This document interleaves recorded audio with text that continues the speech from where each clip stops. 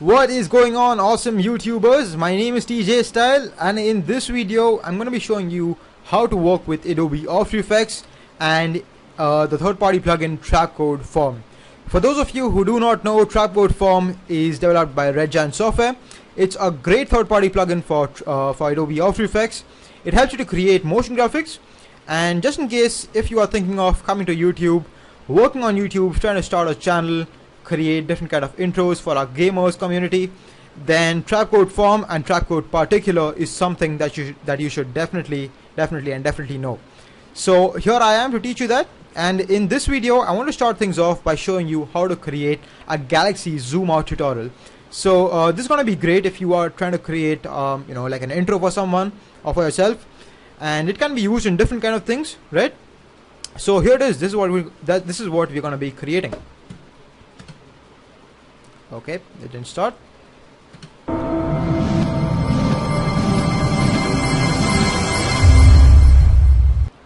So the sound design is not done that good, I admit that, but the motion graphics I think looks pretty good, and the best part is that this is super simple to create. So this is just a very basic tutorial on what Form can do in such a less amount of time, and it's gonna be great. I hope you're ready with your After Effects, with your Form. And let's get started. Now I've already created a composition over here, and friends, a lot of people may be thinking that in the TRAPCODE Form training course we'll be learning about what TRAPCODE Form is and how to basically work with those different parameters that it has. Now I'm going to be covering all the basic steps in my future tutorials on this training course, right? But in this video I just wanted to show you what Form is and how powerful and how great it can be. So let's get started. Do a right click, create a solid. I'm going to call this Form, F-O-R-M. And friends, I'm already assuming that you know the basics of Adobe After Effects, and just in case if you don't, you have a subscriber, you just came to it, then I would advise you to go watch the beginner's course on Adobe After Effects. Anyways, let's just go to TRAPCODE and take our Form and drop it onto the new solid, and we're going to go to base form. Change the base form from box grid to sphere layer. You can see we have created a circle right off the bat. Change the sphere layers from 3 to somewhere around say 5, and change the size of Z to a very big number, say around 7,000. I think 7,000 will be good. 6,000. Forget 7,000. You go for 6,000. And you can see basically it just stays still. Now I'm going to go to the Z rotation. I'm going to start the animation for this. Hit the U key. I'm going to change this value to 20 degrees. And I'm going to go to 5 seconds, right? I'm going to do a right click, do reset. That basically creates another keyframe for me. I'm going to do a right click, create a camera. And by the way, you don't need to switch on this 3D set for the Form layer, because TRAPCODE Form already is a 3D layer. You can see whenever you see this kind of a sign on the effect, means that it should be applied to the 2D layer. If I was to change this layer to 3D, you can see it's going to give me this error. And I would advise you to keep this on once per session. It basically means that effects that use cameras or lights should be applied to 2D layers, and TRAPCODE Form does use lights. So I'll click OK. I'm going to switch off the 3D. Go to the first frame, hit the P key of the camera. I'm going to start the position. I'm going to change this to 0 degrees. So we basically are at the very start of our galaxy. I'm going to go to 5 seconds, and I'm going to change this third value to -3000. And depending on what size you have kept for your Z-axis, you may want to change this number. You can see right now it's not fitting for me, so I'm just gonna go drag it to the left. And by the way, if you were to hold on the shift key while you're dragging, then you can drag in very big increments. So I'm just gonna change it to -3500. Right, that looks good to me. So we basically have created a very basic zoom, but it doesn't look that much realistic. So we have to add some more effects. The first thing I would want to do is I would want to create switch on the motion graphics, the motion blur for this layer. So I'm going to go to the layer, switch the motion blur on here, and then for our composition, and you can see we get that movement effect that really looks good. Now I'm going to go to the particle. I'm going to go to Form, go to particle, and we're going to change the color from white to blue, to a dark blue color. That looks nice. make sure that your transfer mode is set to add and not normal, because normal doesn't look that good. By default it's going to be add, but just in case if you change it, you can go on and mess around with these settings, try to experiment a little, but add should be your setting right now if you want to create this thing.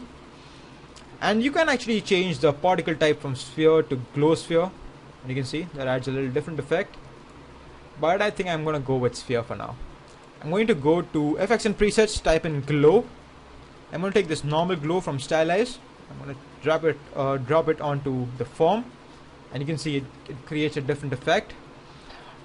If it's too much for you, you can see right now we are getting all these different things. If you don't like this, then you can go to glow threshold and increase this. That's just gonna reduce the glow intensity on these layers. And we're gonna keep it 100. You see that adds a little effect. That looks good. For now, friends, since we are working on our on our animation, I'm going to switch off the motion blur because that's going to take a lot of time to render. So I would advise you, if you're working with form, just switch on the motion blur for the layer, or if you want to see how things look, then you can kind of switch on. But if you're working on something, then I would advise you to always keep this switch off. Okay, I'm going to create a new background for ourselves, and this time I would actually like to show you a little technique. Go to new, create a solid, and call this BG, and this time instead of using a ramp, we're going to use a 4-way gradient. So hit 4 on type in 4, and you'll get an effect over here which says 4 color gradient. Take it and drop it onto the background, and drag the background below form. And I'm going to go to color 1. I'm going to change it to a dark blue, something like this. This adds the fake depth that we are trying to create, that fake space depth, somewhere like this. And this one should be, I think, looking like this. So you can see we get a very wait a sec, yeah, something like this. You can see we get a very different effect like this.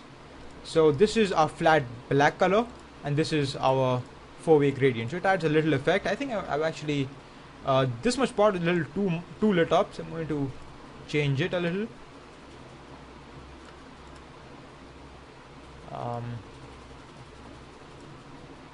This, I think that looks good. Wait a sec. Gradient like this, just a little. Okay, that looks good to me. So this is our black, and this is our, you can see a little light over here on these areas. That looks nice. Now what I would want to do is I want to create a new adjustment layer. So I'm going to use a keyboard shortcut, Control Alt Y. That creates a new adjustment layer. I'm going to call this CC and blur. So I'm going to go to effects and presets, type in RADIAL, radial blur.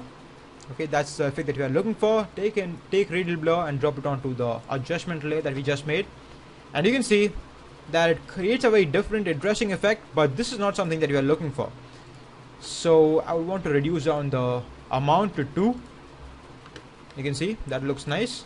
So this is with effect, this is without effect, and this is with effect. And if you were to switch on the motion blur just to see how things look, you can see it really looks nice, and that's the reason we have it here. But one thing I would want to do is I would want to create an animation on the amount. So I'm going to go at the very first frame, hit the stopwatch, hit the U key for revealing the keyframes, go to 5 seconds, and change the amount to 5. So that basically adds a little blur to all our particles, right? And right now, remember, I'm working on at a half resolution. If I was to work at full, you can see we get a very nice looking effect right now. That is nice. Now what we can do? What can we do now?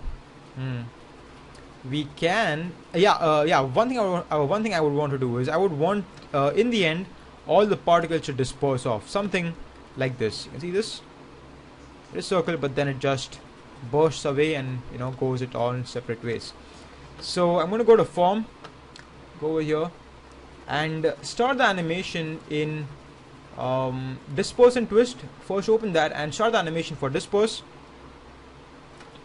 Make sure that you are somewhere on 4 seconds and 20 frames. 20. Start the animation for disperse.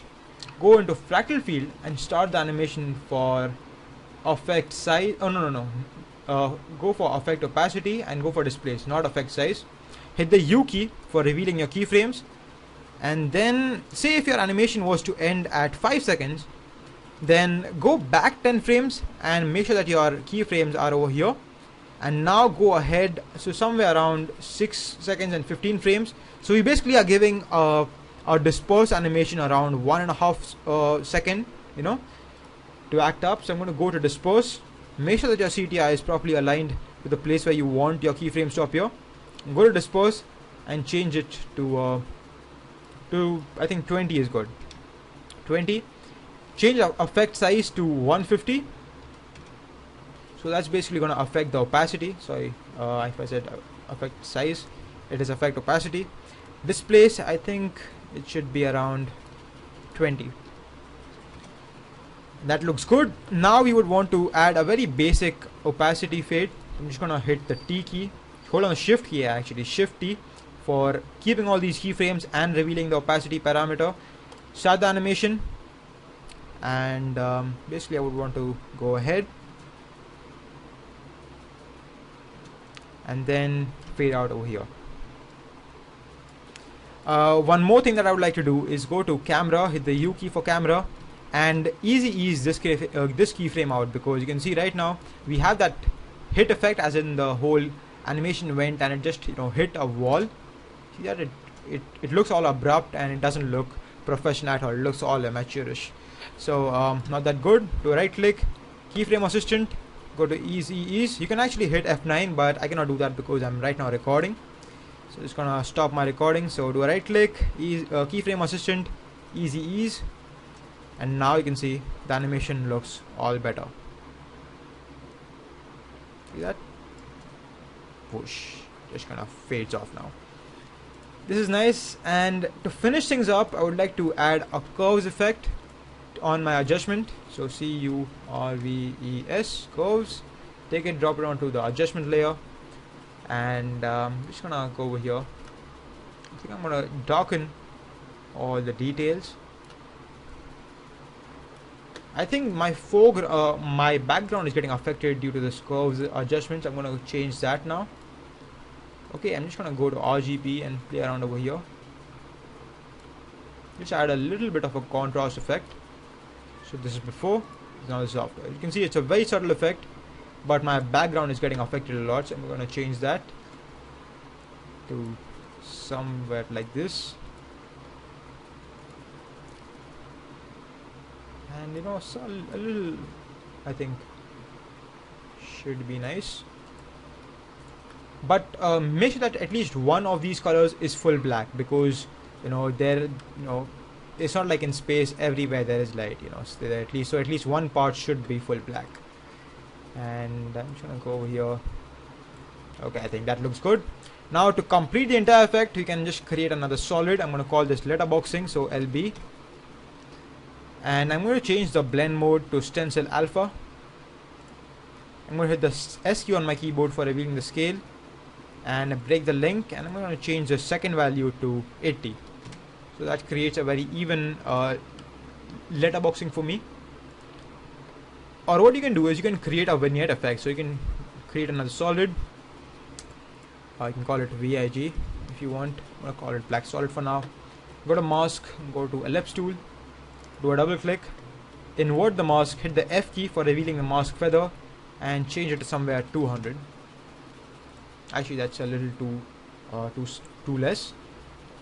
Change it to somewhere around 7, I think around 500 should be good. But if all these dark edges are still there and it's kind of bugging you, then you can scale this solid up a little. See that? So just scale it to 110. I think that looks good. And now if you were to play this animation, just make sure that when you are playing it, switch on the motion blur, because without motion blur this effect doesn't really look that good. But with motion blur, you take this effect on a whole new level. So that looks good. You can use this for creating intros for YouTube gamers, our gamers community help us a lot. At least a lot of them come to me.